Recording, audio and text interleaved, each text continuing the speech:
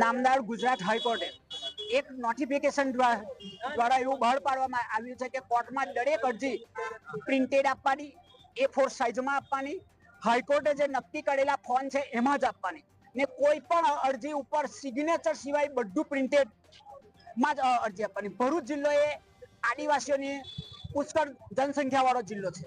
કાલે અંતરિયાળ ગામડામાંથી મારો કોઈ આદિવાસી ભાઈ કોર્ટમાં આવ્યો ને એમને જાતે અરજી આપવાની પરિસ્થિતિ ઉત્પન્ન થઈ તો એ વ્યક્તિ એક પ્રિન્ટેડ અરજી કઈ ટાઈપ કરાવવા જશે? આજ રોજ હાઈકોર્ટના આ નોટિફિકેશન થી એક અરજી ટાઈપ કરવાનો ચાર્જ 70 રૂપિયા થઈ ગયો છે। તો અહીંયા બહારથી જે ગરીબ વ્યક્તિ આવે છે કોર્ટમાં ન્યાય લેવા માટે આવે છે કે પૈસાનો ખર્ચ કરવા માટે આવે છે। વકીલોની અમારી આજની હડતાળ એ કોઈ પોલીસ કે એમના પ્રોટેક્શન માટેની નથી। વકીલોએ આ હડતાળ પક્ષકારોના પ્રોટેક્શન માટે કરી છે। આ અમારી હડતાળથી જે કઈ ફાયદો થશે તે પક્ષકારોને થશે।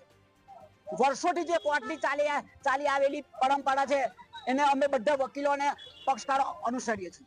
કોઈ પણ પરંપરાને તમારે તોડવી હોય તો એના માટે તમારે વકીલો કે વકીલોને વિશ્વાસમાં લેવા પડે, એમની જોડે ચર્ચા કરવી પડે કે ભાઈ આવું અમે નોટિફિકેશન બહાર પાડીએ છીએ, આનાથી શું થશે?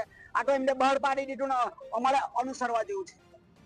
અમારી આ હડતાળથી અમે અમારા ગુજરાત બાર એસોસિએશનને પણ અનુરોધ કરીએ છીએ કે અમારી આ ફરિયાદ એ લોકો જોવે, સાંભળે અને ગુજરાત હાઈકોર્ટને રજૂઆત કરે ને આ નોટિફિકેશનમાં વકીલો કરતા પક્ષકારોને જે અંગત લાભદાયક હોય એવા સુધારા વધારા કરે। જ્યાં સુધીને આ નોટિફિકેશનમાં કોઈ પણ પ્રકારનો સુધારા વધારા કરવામાં નહીં આવે ત્યાં સુધી અમે વકીલો આ નોટિફિકેશનનો વિરોધ કરીશું અને કોર્ટના કામકાજથી અરગાડીશું।